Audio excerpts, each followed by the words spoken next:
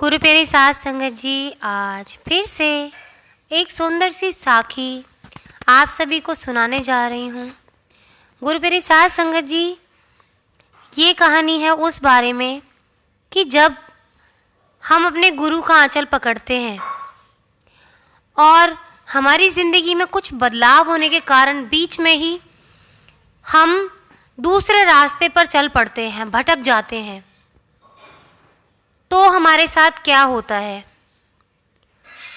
और गुरु प्यारी साध संगत जी, आज गुरु नाम के चमत्कार को भी हम इस साखी के द्वारा जानेंगे। तो आइए गुरु प्यारी साध संगत जी, सुनते हैं ये सुंदर सी साखी। ये कहानी है धनी राम की। धनी राम बचपन से ही सत्संगी परिवार में पला बड़ा होता है। माँ बाप सत्संग जाया करते थे। जब भी वो सत्संग जाया करते, धनी राम को अपने साथ ले जाया करते। धनी राम को वो बातें उस वक्त उनको सुनता था, लेकिन समझ नहीं आती थी। अब धनी राम जैसे जैसे पढ़ता लिखता गया, आगे बढ़ता गया, और फिर उसने नया कारोबार शुरू किया। धनी राम का नाम होने लग गया। आगे जैसी वो बड़ा हुआ, सेठ बन गया अब तो धनी राम। जैसा उसका नाम था वैसे ही उसका काम चलने लगा। गुरु प्यारी साध संगत जी, जैसे जैसे पैसा आया उसके ध्यान से संत मत छूटता गया। अब तो वो पैसे के मद में, लालच में इतना चूर हो गया कि सिर्फ पैसा कमाने पर जोर दे दिया। अपने गुरु के बताए रास्ते को भूल गया, संत मत को भूल गया, उससे पूरे तरीके से हट गया। अब जब भी वो सोने जाता तो भी उसको पैसों का ध्यान आता, खाने बैठता तो फिर कारोबार की चिंता होती।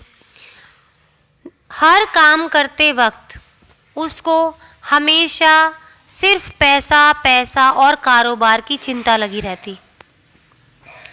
परिवार भी था धनी राम का, लेकिन उसको परिवार के बारे में भी चिंता नहीं होती थी। उसको सिर्फ और सिर्फ पैसे के बारे में चिंता होती थी कि वो दुनिया का सबसे बड़ा अमीर इंसान बन जाए। अब पैसे की धुन सवार हो चुकी थी और गुरु धुन छूट गई थी। गुरु प्यारी साध संगत जी, एक दिन ऐसा आया कि उसके अपनों ने ही उसको धोखा दे दिया, और उस धोखे के कारण उसका मार्केट में नाम बदनाम कर दिया गया। कुछ सामान में ऐसी मिलावट कर दी गई जिसका कारोबार था कि उसका नाम बिल्कुल आकाश से लेके सीधा का सीधा धरती पर आ गिरा। सब जगह नुकसान होने लगा। जितनी फैक्ट्रियां थी सब सील कर दी गई। गुरु प्यारी साध संगत जी, केस चलने लग गए उसके ऊपर। अब जिस इंसान को पैसे की इतनी चिंता हो और एकदम से उसका बिजनेस ठप पड़ जाए, जहां सेठ सेठ कहकर बुलाते थे, और वहां स्थिति उतनी ही नीचे आ गई। अब गुरु प्यारी साध संगत जी, अब तो धीरे धीरे सारी चीज़ें बिकने लगी। फैक्ट्रीज सील हो चुकी थी, वो भी बिकने लग गई, नीलाम हो गई। अपनी ज़मीन नीलाम हो गई, अपना जो घर था वो भी नीलाम हो गया। बीवी घर छोड़कर चली गई, बच्चे को साथ ले गई। अब उसके पास कुछ ना बचा, न धन, न पत्नी, न बच्चा। और फूटी किस्मत उसकी ऐसी कि अब जैसे ही उसके सिर पे से छत गई और उसकी बीवी और बच्चा दोनों गए, तो गुरु प्यारी साध संगत जी परेशान होकर वो एक पहाड़ी पर चला गया चिंतन करने के लिए, और बैठकर सोचने लगा, क्योंकि उसको एकांत पसंद आ रहा था। सब कुछ उसकी ज़िंदगी में तहस नहस सा हो गया था, तो उसको ऐसा लग रहा था कि मैं बस अकेला बैठ जाऊं और शांति से, कि मेरे आसपास कोई ना हो। इतना दुखी हो चुका था। अब पहाड़ी पर जाकर अकेला बैठता है और सोच ही रहा होता है, वहाँ बैठा ही होता है। गुरु प्यारी साध संगत जी सोचते सोचते ऐसे ही वहाँ खड़ा हो जाता है। ध्यान उसका रहता नहीं है, ना अपने दिमाग पर ना शरीर पर। गुरु प्यारी साध संगत जी, पहाड़ी से उसका पैर फिसल जाता है।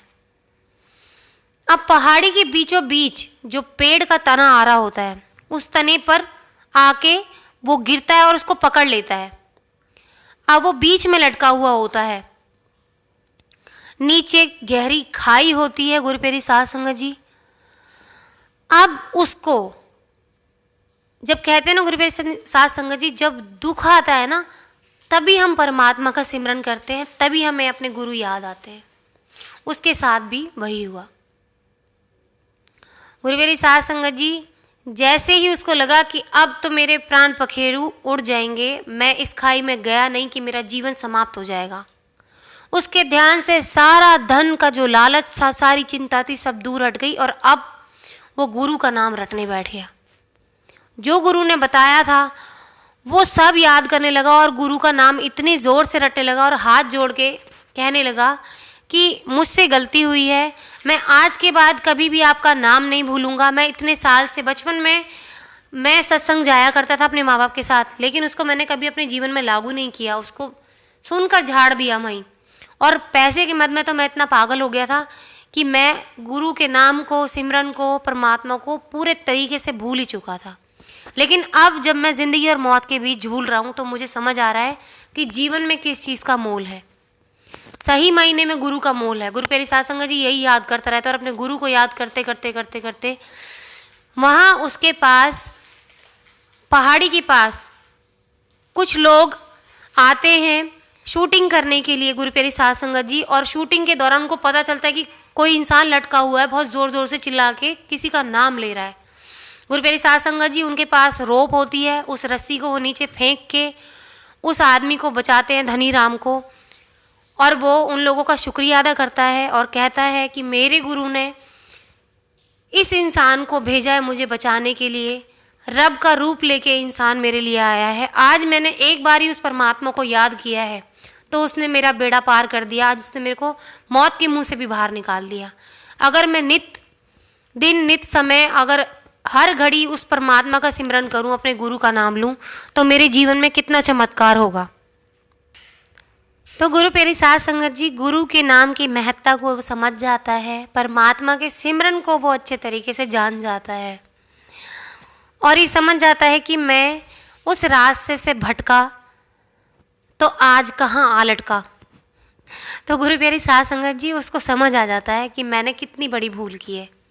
जीवन में मुझे आज उसी परमात्मा ने, उसी गुरु के नाम ने मुझे बचाया है, जिसको भूल बैठा था पैसे के मन में। पैसा तो चला गया लेकिन मेरे जीवन को उस परमात्मा ने बचाया। अगर मेरा जीवन रहा तो ही तो मैं आगे कुछ कमा पाऊँगा, अपने फैमिली के साथ रह पाऊँगा, आगे पुण्य कर्म कर पाऊँगा।